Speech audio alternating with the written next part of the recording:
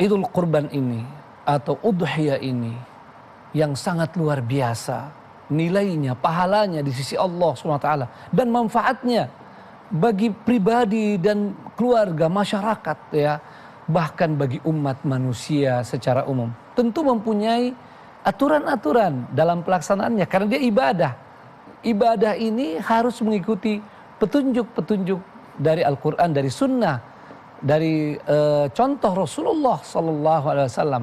Itulah ibadah mahdhah, harus mengikuti contoh karena keaidahnya memang sudah seperti itu ya. Kita ikuti bagaimana Nabi SAW sholat, bagaimana puasa, dan bagaimana juga melaksanakan ibadah kurban ini. Di antaranya yang penting bahwa hewan kurban itu adalah jenisnya sudah ditentukan ya. Jangan ya pokoknya saya mau berkurban ya. Ini aku mau pilih yang mungkin lebih mahal dari apa yang sudah jadi ketentuan. Tidak boleh, harus mengikuti itu. Unta, sapi, kambing atau domba. Itu yang pertama ya.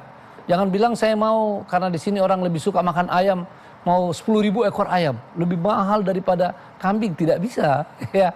Karena ini sudah menjadi ketentuan. Itu ibadah mahdhah. Al-aslu fil ibadah at-tahrim ya. Tidak boleh ada ibadah mahdhah yang sesuatu yang sudah ditentukan lalu kita ingin berbuat sendiri, beristihad sendiri. Nah, kemudian ini sudah ada ketentuan-ketentuannya. Kalau unta tidak kurang dari 5 tahun umurnya, ya. Kalau sapi tidak kurang dari 2 tahun, kalau kambing tidak kurang dari 1 tahun, dan kalau domba tidak kurang dari 6 bulan. Dan harus dalam keadaan tidak cacat, tidak sakit, ya. Dan yang harus diperhatikan juga pilih yang terbaik, ya. Pilihlah hewan kurban kita yang berisi, ya.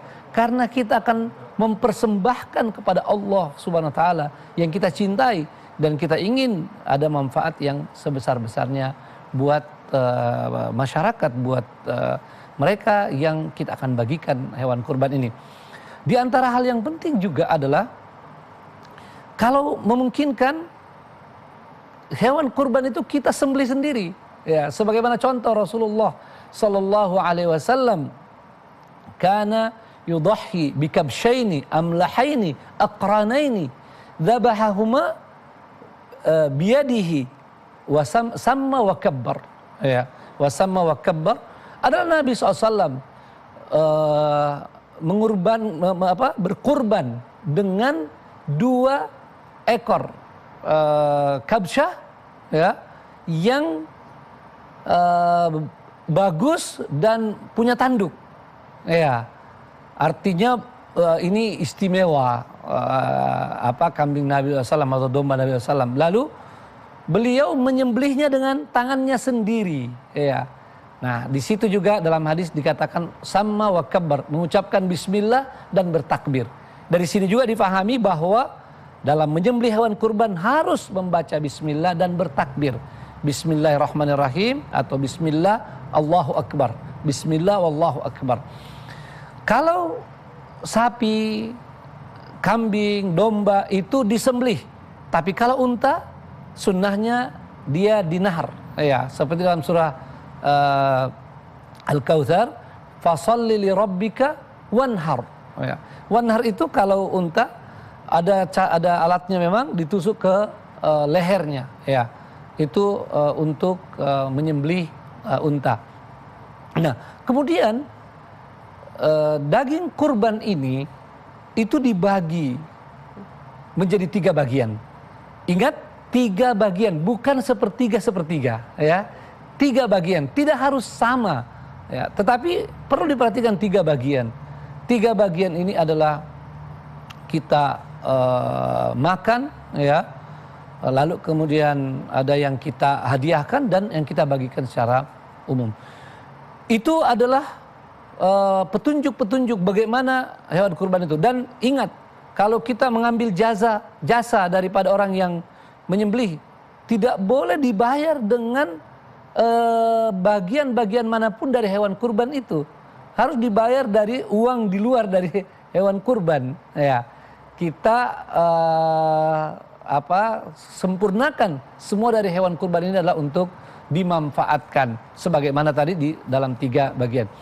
Yang tidak kalah pentingnya bahwa daging hewan kurban ini harus segera dibagi ya kepada yang membutuhkannya, kecuali kalau kemudian ada halangan seperti dalam pandemi COVID-19 ini. MUI juga sudah berfatwa boleh disembelih lalu dikalengkan, kemudian dibagi ke tempat yang membutuhkan hewan kurban itu ya, karena saat pandemi misalnya dilakukan penyembelihan mungkin susah pembagian ya, apalagi kalau orang berkerumun, dan ini bisa menyebabkan terjadinya transformasi virus corona. Naudzubillah min dzalik. Dan juga fatwa Majelis Ulama Indonesia yang terakhir berkenaan dengan Idul Adha dan penyembelihan kurban, dianjurkan umat Islam mengarahkan hewan kurbannya ke rumah potong hewan ya.